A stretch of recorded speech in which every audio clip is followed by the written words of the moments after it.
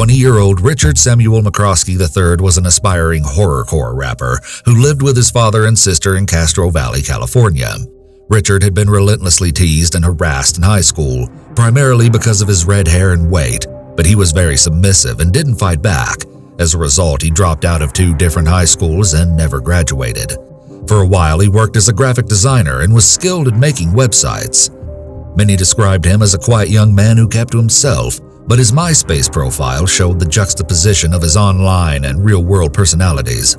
Under the names Lil Demon Dog or Psycho Sam, his MySpace page was littered with references to the underground horrorcore scene, which included obscene lyrics and various depictions of murder. You can see some of the horrorcore artwork Richard displayed in his bedroom. Many believe his stage name was inspired by an unhealthy obsession with David Richard Berkowitz, also known as the Son of Sam, a serial killer who murdered 6 people from 1976 to 1977. Many of his photos show him posed in cemeteries or holding weapons such as an axe. In one video Richard posted, he is wearing a skull bandana while standing outside a Gothic church during a lightning storm and rapping lyrics about the evil voices inside my head. They just want me to murder continuously. They want me to take lives on a mass murder spree. They love the smell of a body that's rotten and decayed. That's what I think about when I'm stalking my prey. The fact that Richard says evil voices inside my head does not necessarily mean he is hearing voices in the same way that a person with schizophrenia hears voices. While people who have schizophrenia can commit murder in response to a commanding hallucination, it doesn't seem like this was the case with Richard. People with antisocial personality disorder often have many different selves. People with APD also sort of morph into different identities, depending on the situation and what they want to achieve. For instance, they can be very charismatic in situations where they need to manipulate someone to get their way. So in Richard's case, the voices inside his head that he's referring to can simply just be his evil side or his own inner violent tendencies.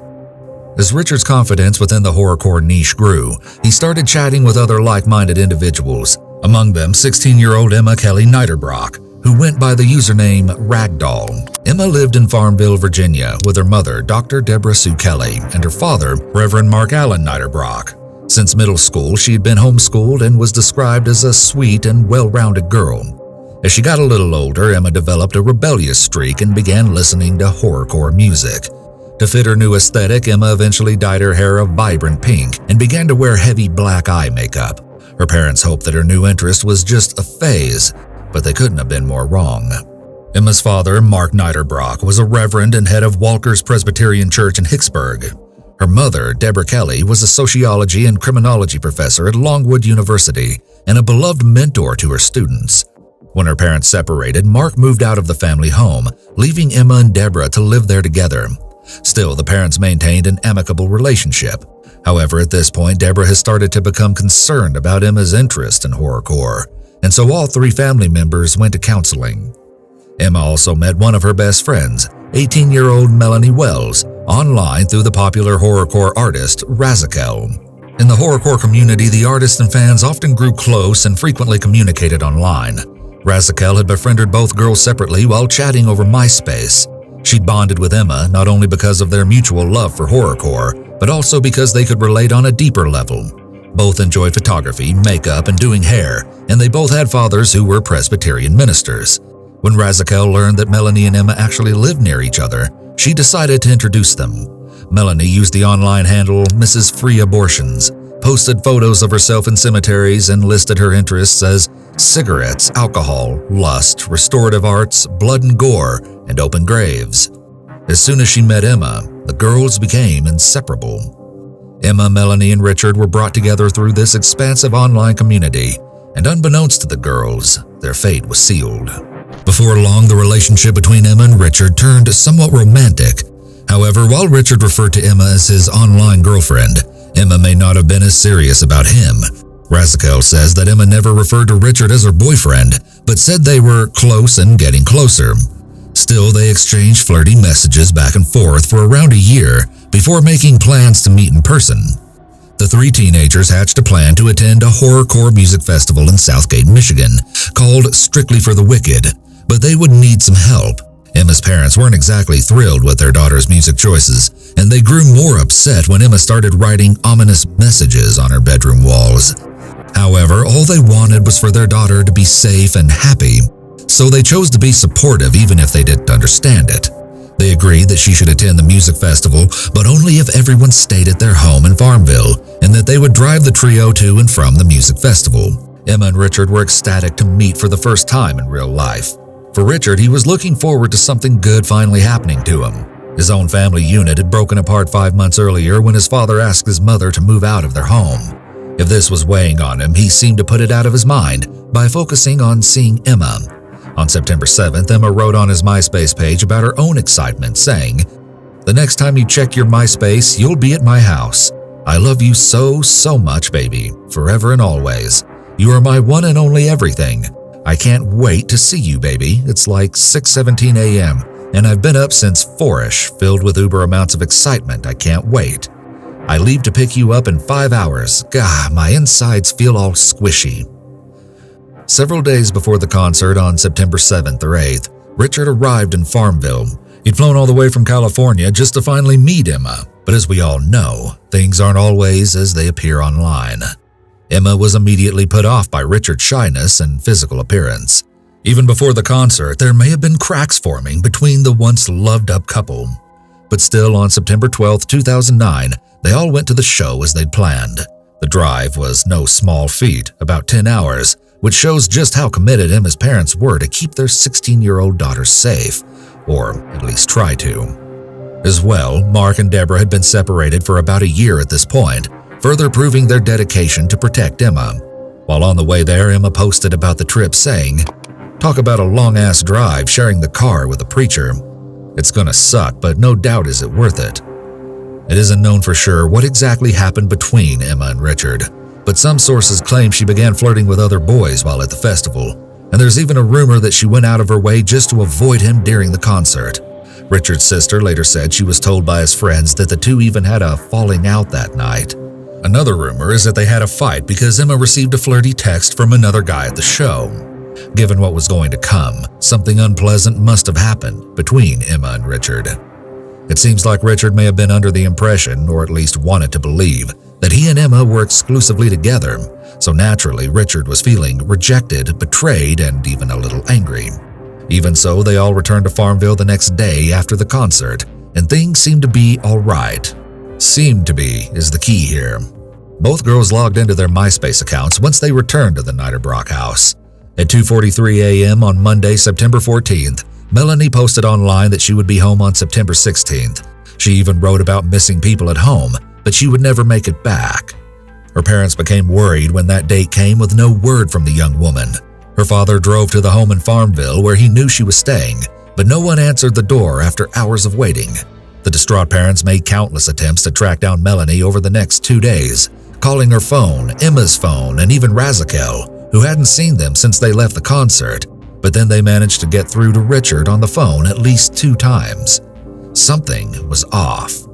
Yet when they spoke with him, he gave them a different story every time regarding the girls' whereabouts. They called the Farmville police and requested a welfare check, but officers didn't find anything suspicious. Well, at first. That same day, Melanie's mother, Kathleen, also reached out to Mark Niederbrock and asked if he could go check out the house. He agreed, and Kathleen was relieved that she would finally have answers soon. But her relief was short-lived. Hours passed, and there was still no call from Mark. Later that night, when she still hadn't heard back, Kathleen called the police again. They arrived at the Farmville house and were greeted by Richard at the front door, who explained that the girls had left to see a movie. The officers left without looking inside the home, but naturally, Kathleen wasn't satisfied with the answer Richard had given. She called the home and once again spoke with him, but this time, instead of giving excuses, he simply stated that the girls couldn't answer the phone. Kathleen insisted that Richard call the police himself because something seemed very wrong, and surprisingly, he did. Richard called 911. However, instead of revealing anything about the girls, he complained about a strange sound coming from the basement of the home. Police showed up once again and did a quick search of the basement, but found nothing and left. Authorities later defended their choice to leave the Niederbrock home without seeing Melanie, Emma, or either of her parents during the welfare checks because they thought Richard had reasonably answered all of their questions. Yet around that same day when neighbors walked by the home, they noted that even from the street, something smelled dead nearby, which they attributed to an animal. It's both surprising and troubling that the police did so little to investigate this situation after receiving multiple phone calls about minors not being heard from in days and alleged noises in the basement. The law gives police officers the authority to act in whatever manner they deem necessary when performing welfare checks, including investigating unexpected criminal activity. The police certainly had the ability legally to do much more than they did. It seems highly unlikely that they wouldn't notice an odor that was commented on by people much further from the scene. It also seems impossible to believe that once they were inside the home, there was no evidence of a crime when 4 people had been murdered in such a violent and gruesome manner. The families of the deceased could try to sue the officers for their failure to do more to investigate. However, it's an uphill battle to do so. State laws provide police officers with protections from civil lawsuits and criminal charges. These protections are not simply defenses that the officers may raise after they're charged or sued. They effectively prevent a criminal charge or civil lawsuit from even going forward. The police have what is called qualified immunity. Qualified immunity means that police officers are protected from being sued as long as they're acting within the guidelines of their job and not acting negligently or unreasonably. This gives police officers room to do their job without the fear of lawsuits interfering. In this particular case, it could be reasonably argued that the police did in fact act negligently by not thoroughly searching the home for the missing minors, or because they missed the wretched odor emanating from the Farmville home that was noticed by neighbors. At some point on the 17th, Richard made a call home. His sister said he was checking to see if his family was okay, and he ended the message with, "I love you guys." Hearing this, his sister knew something was off. They didn't say "I love you" to each other. However, because she knew her brother was someone who wouldn't kill a spider if she asked him to, she couldn't have imagined just how horribly wrong things had gone in Farmville. It's possible that Richard wasn't a very assertive individual. Maybe he was highly sensitive and fragile in many ways, unable to kill a spider. He may have, at one point in his life, been a rather weak person. The fact that Richard was teased and harassed in high school means that he could have developed some trauma during his adolescent years. However, teens who were bullied and subsequently traumatized typically don't grow up to become murderers. Richard appears to have had an immense amount of underlying anger and hatred that was never expressed in a healthy way. When a person remains passive against bullying or abuse, they will harbor a lot of self-hatred and, of course, hatred of others. The self-hatred develops because the person is not standing up for themselves and protecting themselves from the abuse. Helplessness and powerlessness then develop as a result. In Richard's situation, he likely felt helpless and powerless for so long after being bullied. He may have developed a mental image of himself as this tough individual that others should fear. This pretend image he developed made him feel bigger, stronger, and more powerful. This self-image likely gave him a sort of high, so he really embodied that image more and more with time. Once Richard felt betrayed by Emma, his online girlfriend, this betrayal triggered that underlying anger and hatred of others. Almost like that inner angry and violent nature remained dormant until he felt betrayed by his romantic interest. He stepped into and acted on that tough, powerful image that was really only in his mind for years, but to him it was real. To Richard, he was that strong, powerful person. It took a trigger, romantic rejection, to lead him to act on those feelings of hatred and desire for violence that he harbored for so long. Kathleen continued to call the police for help finding Melanie. After relentless calls from Kathleen, Farmville police returned the following day, September 18th. But this time, they were stopped dead in their tracks by a horrific odor emanating from behind the closed front door. Knowing that sinister smell all too well, officers swiftly entered the home and stumbled upon what they later described as a slaughterhouse. 3 bloody bodies were found brutally murdered in a downstairs bedroom, with a 4th body uncovered later in an upstairs bedroom. The unrecognizable victims were identified as Mark Niederbrock, Deborah Kelly, Emma Niederbrock, and Melanie Wells. Melanie, Emma, and Deborah had been mercilessly bludgeoned to death in their beds as they slept. Several weapons were discovered at the crime scene, but experts believe the injuries were specifically from a wooden splitting maul taken from the family's own backyard. When Mark had shown up to check on the girls, he had been attacked from behind with the same instrument. Because there was no evidence that Mark had tried to fight back, it looked as though he'd been ambushed as he entered the house. The father had been beaten so viciously that the hardwood floor under him was nearly destroyed and soaked with blood. None of the 4 victims had any defensive wounds, and all had died from blunt force trauma to the head. Both Mark and Melanie's bodies had been moved down to Emma's room with her corpse in a twisted effort to clean up. Authorities were horrified at the chilling crime scene, but more than that, they were faced with the realization that during their previous visits to the home, they had unknowingly missed the gory evidence. But something was missing. There was no sign of Richard anywhere. Earlier that same day at around 4 in the morning, Richard had stolen and crashed Mark's car. Unaware of the horrors he had committed at that time, or that the car he crashed was his getaway vehicle, a police officer issued him a summons for driving without a license. The officer even went as far as to help secure him a ride with the tow truck and simply let him go. Richard was dropped off at a convenience store around 6 a.m. by the tow truck driver, who reported that Richard had an overwhelmingly foul, putrid odor. The smell was so strong he even noticed it inside the crashed vehicle. He said Richard stunk like the devil, and he was forced to roll down the car windows and stick his head outside. The fresh air didn't help much because he still heaved visibly twice. Yet Richard didn't seem to mind the foul smell. During their trip, the driver also noticed that Richard had red marks on his neck that looked like hickeys. When he commented on them, Richard claimed that his girlfriend gave them to him. In fact, he was so comfortable with the driver that he admitted the 2000 Honda he just wrecked belonged to the father of his girlfriend. Once at the convenience store, Richard then called for a cab to take him to Richmond International Airport. In a strange turn of events, on their way to the airport, the taxi was pulled over by a police officer for speeding. Apparently unconcerned, Richard had simply calmly exited the vehicle and had a smoke by the side of the road while the incident was sorted, as though he didn't have a care in the world, even after 2 very close calls with police officers. Little did anyone know the true horror he had left in his wake. Just hours after the grisly crime scene had been discovered, a man named Andres Shrim called the police. Shrim was the boyfriend of the horrorcore rapper Razakel. He went by the stage name Satanic the Soulless, and his record label was called Serial Killin' Records. In his call to the police, Shrim said that one of Richard's friends had spoken to him recently and said that Richard was noticeably upset and that he had made some disturbing comments, including that he had killed someone, maybe even a couple of people. The police were now certain that Richard was the perpetrator in the 4 horrific murders. They circulated a photo of him from his MySpace account in an attempt to track him down. It wasn't long before officers found Richard sleeping in the baggage claim area on September 19th and arrested him before he could hop a flight back to California. The cold killer had actually left behind a piece of paper at the crime scene containing the exact address of the airport.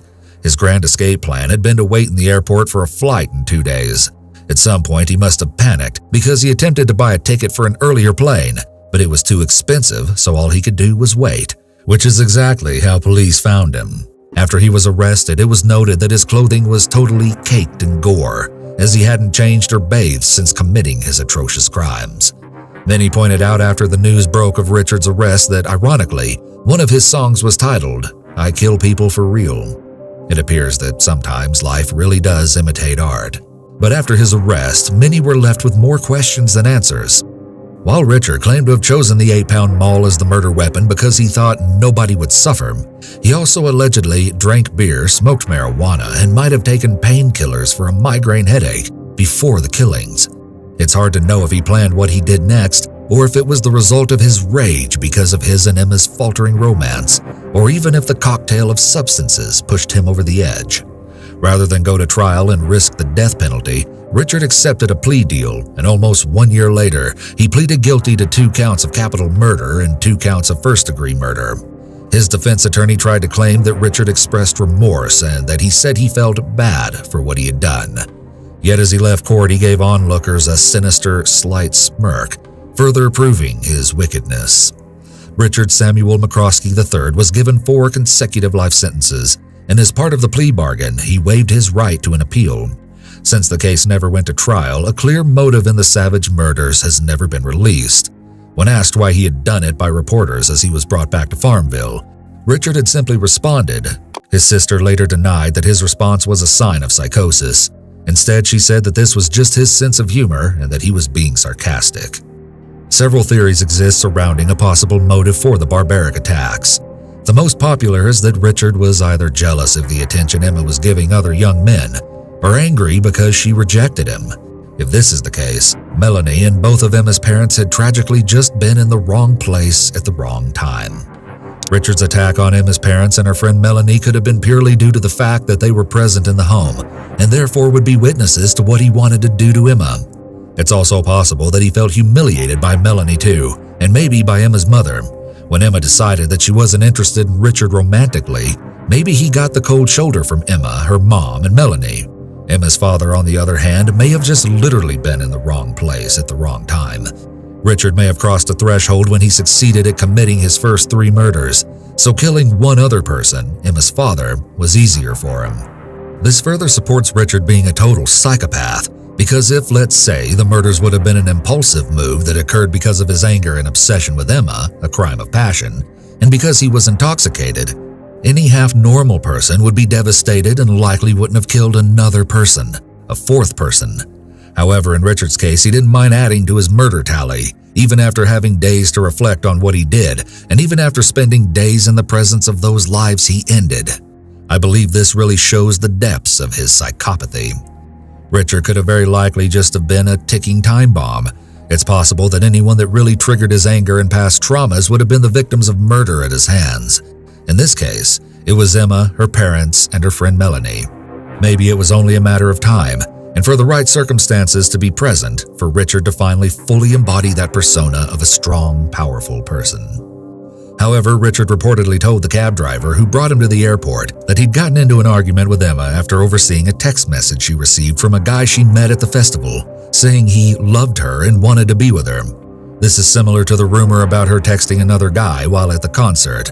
Richard told the cab driver that Emma had become angry with him for invading her privacy, but he claimed that to avoid arguing with her, he waited for her to fall asleep before he left. The cab driver noted that Richard seemed like a nice young man. He was very polite and well-spoken, and he spoke passionately about Emma. Of course, he'd already killed Emma at this point, at least 2 days earlier. The report by the cab driver reveals some important details about how people with antisocial personality disorder tend to present themselves. They can certainly be very polite and well-spoken. It's not surprising that the cab driver's initial impression of Richard was that he seemed like a nice young man. This is likely what happened with Emma. Richard was probably very charismatic during their online interactions. However, once she really interacted with him more closely, she probably realized the unappealing antisocial traits and didn't want to have anything to do with him, thus leading to her rejection of Richard, which then triggered his anger. It makes sense that Richard would speak about his passion for Emma to the cab driver, despite having killed Emma 2 days earlier. Sociopaths who commit murders will often refer to their victims in an affectionate way after having killed them. People with APD take possession over people and things quite frequently due to their sense of entitlement and lack of empathy or consideration for the needs and rights of others. Therefore, the fact that Richard murdered Emma could have been at least partly due to feeling that if he can't have her, no one else can. Or he may have believed that Emma could not exist if she doesn't belong to him. He wanted to get back at Emma for rejecting him. Very little evidence has ever been publicly revealed about what happened during the several days that Richard was alone in the home, with 4 rotting corpses. He didn't move the bodies into Emma's room until after the first time the police showed up at the house for a welfare check, meaning he was living in the home while surrounded by bloody bodies.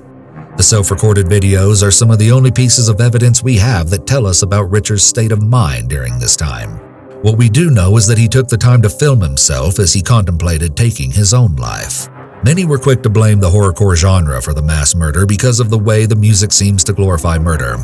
But supporters argue that the music is merely a dark fantasy, and only those suffering from mental health issues would carry out such a heinous act. But regardless of his musical preferences, this was a rage-fueled attack against a teacher, pastor, daughter, and friend at the hands of absolute evil. The Farmville community will forever remember and mourn the losses of those 4 innocent lives.